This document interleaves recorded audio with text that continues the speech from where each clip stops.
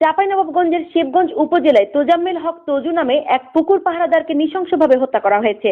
তাকে হত্যা করার আগে দুষ্কৃতিকারীরা তার চোখ উপড়ে ফেলে বলে অভিযোগ উঠেছে। নিহত তোজাম্মেল হক তজু শাহবাজপুর ইউনিয়নের পারদিলালপুর গ্রামের মৃত জুনাবাড়ির ছেলে। তিনি মুসলিমপুর গ্রামের পাশে বেলাল উদ্দিনের মালিকাধীন নুন্না পুকুরে পাহারাদারের কাজ করতেন। পারিবারিক সূত্রে জানা যায়, প্রতিদিনের মতো তজু রাতে পুকুর পাহারা দিতে যান। রাতের কোনো এক সময়ে দুর্বৃত্তরা তাকে নির্মমভাবে হত্যা করে। সকালে স্থানীয় এক ব্যক্তির ফোনে খবর পেয়ে নিহতের ছেলে নফিউল্লাহ ঘটনাস্থলে গিয়ে তার বাবার মরদেহ দেখতে পান। এখানে যাচ্ছিল এক ভ্যান ভাট্টাতে, ওরা দেখে টেখে তখন সাইকেল খান্ডার ওপরে পড়েছিল, পড়ে থেকে ওই সাইকেল খান্ডাকে হটাইলো, তো দেখছো তো চোখ দুটা নাই।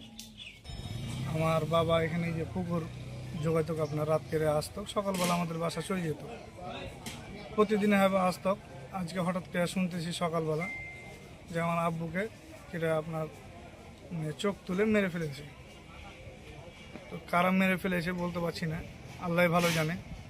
নিহতের স্ত্রী নীলুফা বেগম ও মেয়ে সায়মা খাতুন জানান, তাদের কারো সঙ্গে কোনো শত্রুতা ছিল না। এই হত্যাকাণ্ড কেন ঘটলো তা তাদের বোধগম্য নয়।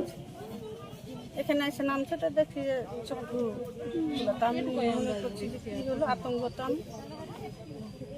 দেখছি আমাকে কেউ হাত জেলাতে যে সরকারের না, আমাদের কোনো অভিযোগ নেই। ঘটনার খবর পেয়ে শিবগঞ্জ থানার OC operation Shakil Hasan police force সহ ঘটনাস্থলে পৌঁছে লাশ উদ্ধার করেন। পরে শিবগঞ্জ থানার অফিসার ইনচার্জ গোলাম কিবরিয়া এবং চাঁপাইনবাবগঞ্জের পুলিশ সুপার গৌতম কুমার বিশ্বাস ঘটনাস্থল পরিদর্শন করেন। পুলিশ সুপার গৌতম কুমার বিশ্বাস সাংবাদিকদের জানান, নিহত ব্যক্তি পুকুরের পাহারাদার ছিলেন। রাতে কে বা কারা তাকে হত্যা করেছে তা এখনো নিশ্চিত নয়। আইন শৃঙ্খলা বাহিনী ঘটনাস্থলে তদন্ত শুরু করেছে। হত্যাকাণ্ডের পেছনের কারণ উদ্ঘাটন ও জড়িতদের শনাক্তে প্রয়োজনীয় আইনি প্রক্রিয়া চলছে।